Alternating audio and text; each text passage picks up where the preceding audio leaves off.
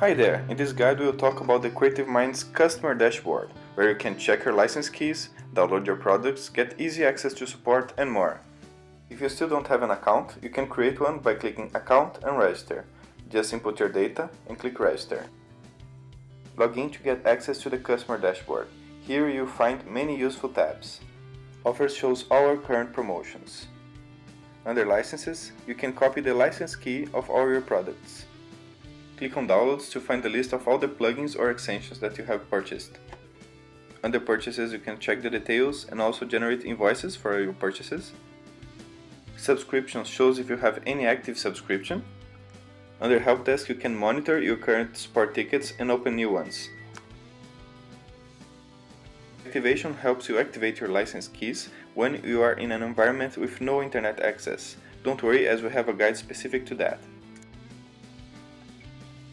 Finally, the My Profile tab allows you to change your personal details.